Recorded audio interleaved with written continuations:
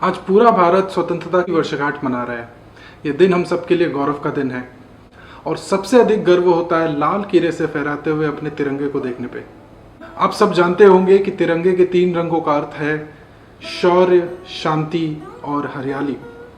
लेकिन क्या बस यही एक अर्थ है इन 3 रंगों का या कोई और भी मायने हैं इनके? क्या हमारे तिरंगे के 3 रंग भारत के प्रमुख धर्मों से जुड़े हुए हैं? क्या है इस तिरंगे का इतिहास और किसने बनाया था यह तिरंगा? पिंगाली वेंकैया ने या सुरैया तैयब जी ने? इस पे भी एक विवाद चल रहा है। क्या आज जो तिरंगे का मतलब हम समझते हैं वही इसका मतलब हमेशा से था या समय के साथ इन रंगों के मायने भी बदले?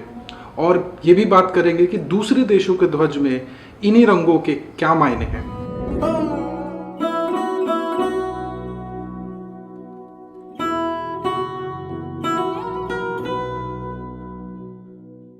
नमस्कार, मैं हूं समीर और स्वतंत्रता दिवस स्पेशल एपिसोड में आप सबका स्वागत है। सबसे पहले आप सभी को स्वतंत्रता दिवस की ढेरों शुभकामनाएं। हम सबको पता है कि सैकड़ों वर्षों की पराधीनता के बाद, लाखों हजारों के बलिदान के बाद हमें ये स्वाधीनता प्राप्त हुई है और इससे जुड़ी हर बात हमारे लिए खास है।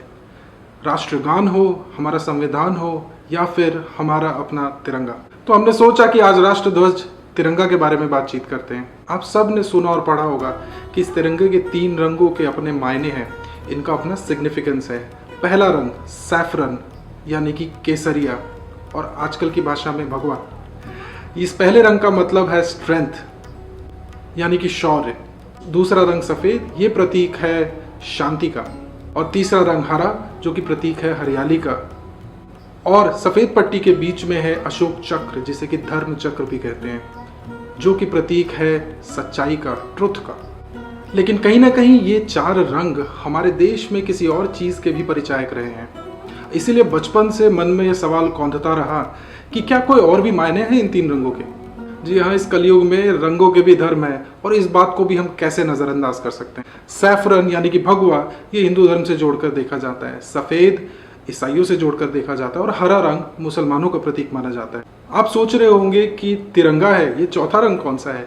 तो चौथा रंग है अशोक चक्र जो कि नीले रंग का है। इसके भी मायने निकाले जा सकते हैं। नीला रंग बौद्ध धर्म से भारत में जोड़कर देखा जाता है और ये धर्म चक्र सम्राट अशोक के साम्राज्य का प्रतीक था। सम्राट अशोक ने एक बड़ी भूमिका निभाई थी बौद्ध धर्म को फैलाने की, पूरे देश में और देश के बाहर भी। इस रंग और अशोक के प्रतीक से एक और संदेश मिलता है। हमारे देश में हिंदू समाज जातियों में बटा रहा है सैकड़ों वर्षों तक, और जो हमारा दलित समाज रहा है उन्होंने हमेशा अपने आप को उपेक्षित महसूस किया है। इस कारण से एक बड़ी तादाद में दलित समाज के लोगों ने बौद्ध धर्म को अपनाया और आज की तथाकथित दलित पार्टियों ने भी इस नीले रंग को ही अपनाया है। आप कहेंगे ये आपकी सोच हो सकती है, इसमें तथ्य क्या है? जी हाँ, बिल्कुल, हम एक जिम्मेवार चैनल है और कोई भी बात पूरी रिसर्च और तथ्यों के साथ करते हैं। ये सवाल मन में कौंता रहा, इसलिए उत्सुकता रही जानने की और हमने इस पे डिटेल रिसर्च किया। हमने भारत सरकार की वेबसाइट से लेकर ब्रिटानिका जैसे 200 साल से ज़्यादा पुराने प्रतिष्ठित एनसाइक्लोपीडिया को भी खंगाला। हमने प्रमुख मैगजीन्स और बड़े इतिहासकारों के लेखों को भी खंगाला और जो निकल कर आया उससे आप अचंभित हो जाएंगे। लेकिन इसके पहले हम आपको बताएं कि आज का तिरंगा कैसे बना और क्या है इसके मायने। आपको इस तिरंगे का इतिहास बताते हैं। भारत सरकार की वेबसाइट के हिसाब से आज का जो हमारा तिरंगा है ये 6ठा प्रमुख झंडा है, 6ठा प्रमुख ध्वज है हमारा। जी हाँ, जब भारत में ब्रिटिश राज था और आज़ादी का संग्राम चल रहा था उस वक्त अलग अलग समय पर बहुत सारे ध्वजों की कल्पना की गई जो कि पूरे भारत को यूनाइट कर पाए। स्वतंत्रता संग्राम के दौरान पहला प्रमुख ध्वज जो कि कलकत्ता में फहराया गया था 1906 में। इस ध्वज को डिज़ाइन किया था स्वामी विवेकानंद की शिष्या सिस्टर निवेदिता ने। दूसरा ध्वज फहराया गया पेरिस में मैडम कामा द्वारा। इसे द बर्लिन कमेटी फ्लैग भी कहते हैं। इस ध्वज में और पिछले ध्वज में बस एक छोटा सा फर्क है। पहले ध्वज में कमल बने हुए थे, पर इस ध्वज में तारे बने हैं जो कि सप्तऋषि का प्रतीक है और बीच में एक छोटा सा कमल है। तीसरा ध्वज फहराया गया सन 1917 में एनी बेसेंट और लोकमान्य तिलक द्वारा। इस ध्वज में लाल और हरे रंग की पट्टियां थी और साथ में ऊपर कोने में ब्रिटिश राज का झंडा भी था। इसके बाद सन 1921 में गांधी जी को एक ध्वज सुझाया गया। ये था वो चौथा ध्वज जिसमें दो रंग थे, हरा और लाल। हरा मुसलमानों का प्रतीक और लाल हिंदू धर्म को दर्शाता था, और इसके बीच में लगा था एक चरखा। और माना जाता है कि इसी ध्वज से डेवलप होकर आगे जाकर बना हमारा तिरंगा।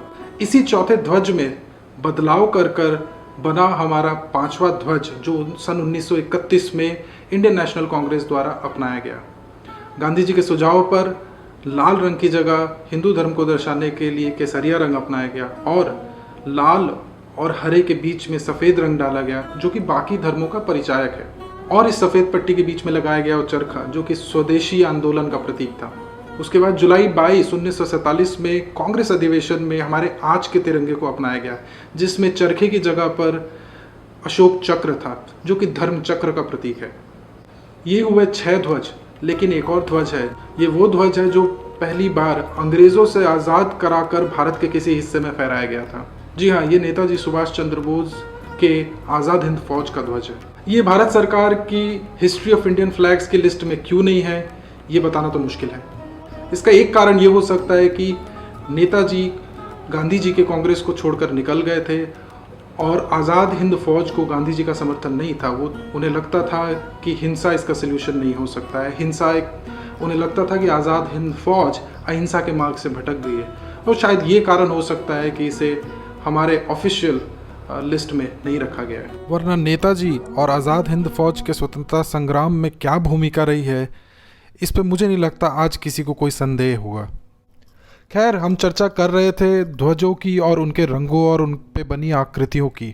आप इन सारे ध्वजों को एक साथ देखें तो इनमें काफ़ी समानताएं हैं, और एक प्रमुख समानता ये है कि सभी में केसरिया या लाल रंग हिंदू धर्म के प्रतीक के तौर पर और हरा रंग इस्लाम के प्रतीक के तौर पर रखा गया है। यही नहीं, पहले 3 झंडों में धर्मों के से जुड़ी आकृतियाँ भी हैं। पहले 2 झंडों में एक तरफ सूरज तो एक तरफ चांद है, तीसरे में एक तरफ चांद है और नीचे सप्तऋषि हैं, जो कि दोनों धर्मों के प्रतीक हैं। ये स्पष्ट है कि इन सारे ध्वजों में जिन रंगों और आकृतियों का प्रयोग हुआ है वो सर्वधर्म समभाव को दर्शाती हैं। लेकिन फिर हमें ये मायने क्यों नहीं बताए जाते? क्या कारण है इसका? तो इसका एक कारण है, जब 1947 में तिरंगे को राष्ट्रीय ध्वज के तौर पर अपनाया गया तो इन रंगों के मायने बदले गए। सभी का यह मानना था कि ध्वज को किसी भी धर्म से जोड़कर नहीं देखा जाना चाहिए, और इसीलिए इन रंगों की नई परिभाषा को बनाया गया और उसे आज के ध्वज में अपनाया गया। ये था हमारे तिरंगे का इतिहास। ये भी जानने की उत्सुकता हुई कि दूसरे देशों के राष्ट्रीय ध्वजों में जो रंग और प्रतीक हैं उनके क्या मायने हैं, विश्व इन रंगों को किस नज़र से देखता है। तो बात करते हैं आयरलैंड के झंडे की, जो कि उन्हीं 3 रंगों से बना है जो कि हमारे तिरंगे में है। आयरलैंड के ध्वज में सैफरन कलर गेलिक ट्रेडिशन का प्रतीक है और हरा रंग प्रोटेस्टेंट कम्युनिटी का प्रतीक है। गेलिक ट्रेडिशन वो था जो कि क्रिश्चियनिटी के आने से पहले जो लोग किसी भी धर्म को नहीं मानते थे, लेकिन उनके अपने ही पूजा पद्धति थी, और उसके बाद क्रिश्चियनिटी के आने के बाद भी कुछ सेक्शन बने जिन्होंने उनको फॉलो करना शुरू किया, और आयरलैंड के समाज में इन दोनों सेक्शंस का बड़ा महत्व रहा है। इसलिए उस ध्वज में ये 2 रंग हैं और उनके बीच में है सफ़ेद रंग, जो कि इनके बीच में शांति और समन्वय का प्रतीक है। हमने तिरंगे का इतिहास जाना और ये भी जाना कि उनके क्या मायने हैं, लेकिन किसको श्रेय जाता है इस तिरंगे को डिज़ाइन करने का? हमने आपको बताया कि पिनंगली वेंकैया के ध्वज में बदलाव कर कर ये तिरंगा बना था, और ऑफिशियली हर जगह उन्हीं को इसका निर्माता बताया जाता है। लेकिन हाल ही में सोशल मीडिया में एक विवाद खड़ा हो गया है इस बात को लेकर कि आखिर किसने बनाया हमारा तिरंगा। सोशल मीडिया में एक पोस्ट आया जिसमें क्लेम किया गया कि ये तिरंगा पिंगैया ने नहीं बल्कि एक मुस्लिम महिला सुरैया तैयब जी ने बनाया। इस पूरे विवाद पर इंडिया टुडे मैगजीन ने जांच की है और एक आर्टिकल छापा है। उन्होंने पता करने की कोशिश की कि इस दावे में कितना दम है। इस मामले में सुरैया तैयब जी की बेटी लैला ने द वायर को एक इंटरव्यू में बताया कि पहला तिरंगा उनके पिता बदरुद्दीन और माता सुरैया तैयब जी की निगरानी में सिलवाया गया कनॉट प्लेस पे। लेकिन किसने डिज़ाइन किया ये तिरंगा, इस सवाल पर वो मौन रही, उन्होंने कुछ भी बोलने से इनकार किया। इंडिया टुडे ने और भी जांच की और अंततः इंडिया टुडे की जांच में ये निकल कर आया कि कॉन्स्टिट्यूएंट असेंबली के अधिवेशन में जिसमें तिरंगे को अपनाया गया था उसमें सुरैया तैयब जी मौजूद थी, उनका नाम है उसमें, ये दस्तावेज़ों में मौजूद है, लेकिन कहीं भी ये नहीं लिखा हुआ कि उन्होंने इस ध्वज को डिज़ाइन किया था। इसलिए कोई क्लियर आंसर नहीं मिल पाया कि कौन है निर्माता इस तिरंगे का। खैर, इस बात पे विवाद हो सकता है कि ध्वज पिंगले ने बनाया या सुरैया ने, लेकिन सबसे दुखद बात इस पूरे विवाद में ये है कि इसे भी धर्म के चश्मे से देखने की कोशिश की जा रही है। कंट्रोवर्सी करने वाले इतिहासकार जनाब ने ये क्लियर किया कि ये किसी हिंदू ने नहीं बल्कि एक मुस्लिम महिला ने बनाया था। ऐसे लोगों से हाथ जोड़कर गुजारिश है कि ऐसे विवादों से कम राष्ट्रीय ध्वज जैसे राष्ट्रीय गौरव के प्रतीकों को तो बख्श दें और अपनी राजनीतिक रोटी कहीं और जाकर सकें। ये थी हमारे तिरंगे और दूसरे तिरंगे की भी हिस्ट्री और जानकारी। पर चलते चलते आपको एक बहुत इंटरेस्टिंग बात बताते हैं इस तिरंगे से जुड़ी हुई। पहले हमारा राष्ट्रीय ध्वज सिर्फ सरकारी प्रतिष्ठानों पर फहराया जाता था। किसी को भी अपने घर या ऑफिस जैसी जगहों पर इसे फहराने की अनुमति नहीं थी। अनुमति थी सिर्फ 3 राष्ट्रीय पर्वों के दिन इसको फहराने की।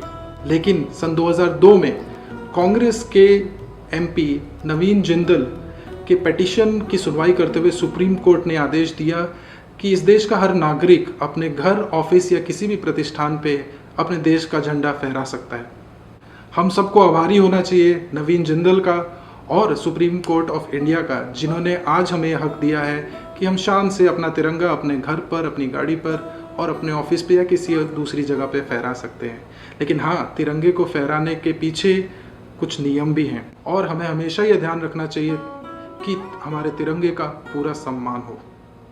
आज के लिए बस इतना ही। अगर आपको आज का एपिसोड इंटरेस्टिंग लगा हो, आपको कुछ ऐसा पता चला हो जो आपको पहले नहीं पता था, तो ज़रूर इसको लाइक करें और सभी से शेयर करें और अपने विचार भी हमें कमेंट बॉक्स में लिख के दें। इस पूरे एपिसोड में जो भी हमने रिसर्च किया है उससे रिलेटेड सारे लिंक हमने डिस्क्रिप्शन में डाला हुआ है। आप चाहें तो उनको जाके पढ़ सकते हैं। आपको तिरंगे के बारे में और भी बहुत सारी जानकारी उसमें मिल सकती है। फिर मिलेंगे स्वैप के एक और एपिसोड में ऐसे ही एक इंटरेस्टिंग और जानकारी भरे टॉपिक के साथ। तब तक के लिए नमस्कार, जय हिंद। अच्छी बात बोली, आपको अच्छी लगी तो ऐसे थोड़ा मार दीजिए हाथ, आप थोड़ा सा मार दीजिए।